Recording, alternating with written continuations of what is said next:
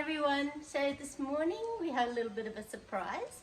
This is our new baby who we've decided to call Sampson, and he's a rescue dog from Dare Rescue Group in Brisbane, and he's, we believe, Aussie Shepherd crossed with a Kelpie. So sorry if I look even more like a zombie today, but I am a zombie today. we slept till 4 AM, so that's pretty good. The thing I want to work on with Sampson today is he seems to be quite afraid of the lead and quite afraid of coming to me. And I think at the moment he doesn't know me very well, and also he's having so much fun with the other dogs that perhaps he thinks if he comes and gets on lead then it's all going to finish. So I just want to work today just on him responding to his name, which is brand new to him, so he doesn't know what Sampson means. And then we'll work on putting the lead on and off and making that a really fun experience too. So I think it's a real safety issue if he's not wanting to come if he sees the lead and just takes the bolt. Then that can be really dangerous if he would happen to get out of the yard. And so I really want to make his response to name actually start happening today, so let's work on that. Hello. And he's on 3 feeds a day at the moment because he's 4 months old, so I'm just using his lunchtime feed for training today. So at the moment he's totally distracted, and I'm going to start by saying his name, and once he responds I'm going to say yes and offer lots of rewards.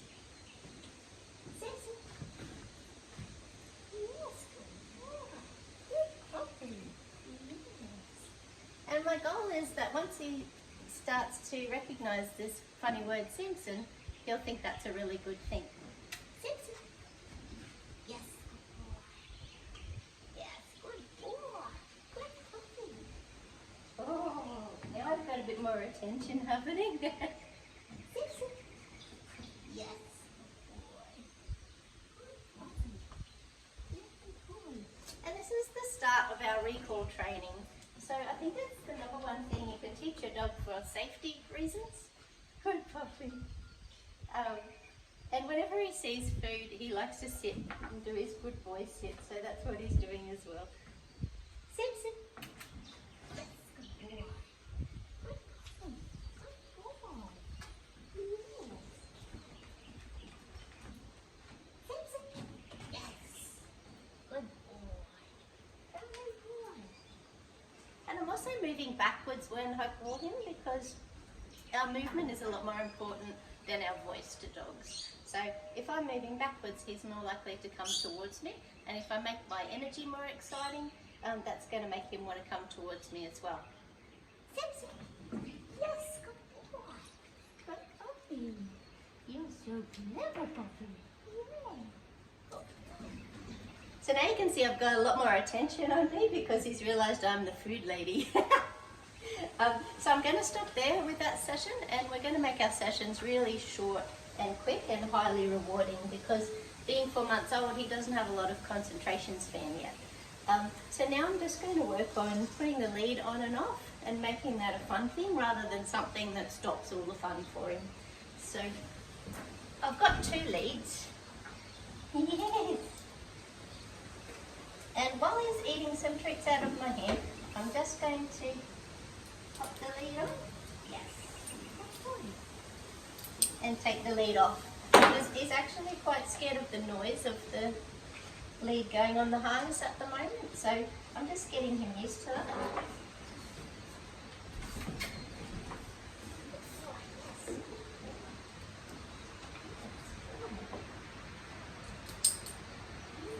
So you can see he's backing away a little bit there. And I'm making sure that he's on lead all the time so that he can't run away or can't sort of fail, if you want to use those words. He's got to stay with me. Good. So I want him just to get used to the lead coming on and off being a good thing.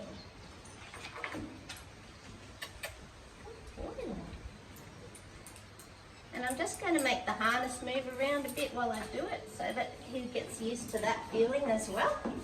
Yeah, boy. Good boy. So we're just making an association with the lead going on and off with really good things. Oh, very good. Good puppy. Yeah, very good.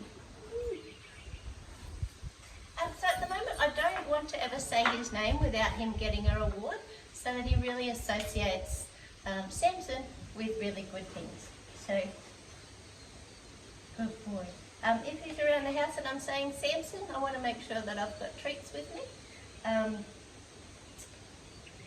at the house at the moment, he's learning to be an inside dog, so we're doing the whole toilet training inside at the moment. And what we're working on at the moment is just taking him outside at least every hour so that he can go to the toilet, and we take him to the same spot so that he's got a scent in that area. And I always have treats in my pocket so that if he's doing a wee or a poo, I can say yes and he can have a biscuit and celebration. They learn a lot faster if they're getting rewards for doing it in the right spot. So if he makes a mistake in the house, it's not his fault. I think of it as it's my fault because maybe I haven't taken him out often enough, or maybe I haven't seen the signs. So if I see him sniffing or just walking around with his head down, that's when I want to take him outside. After he's had dinner, usually about 5-10 minutes after he eats, he's going to want to do a poop, so I need to be aware of that. And sometimes after he has a big play, he's going to need to wee. Or after he has a big drink, sometimes he needs to wee straight away too. So he's not going to get in trouble if he makes a mistake in the house. And a puppy at his age, he has no idea how to hold his bladder. So there's no getting in trouble for going to the loo inside.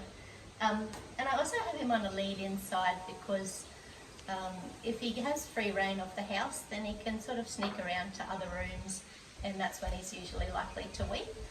But if he's next to me on a lead, then I'm more likely to see the signs and he's not sneaking off into a corner to go to the toilet. It's also great because it can give the other dogs a little break. So it's not their responsibility to babysit my new dog. So they're still getting used to his personality as well. So they need to have their space. But he's not on a lead all the time inside. If he's sort of contained to one room and I'm supervising him, then he's off lead. And he's off lead outside now that everybody's getting along really well.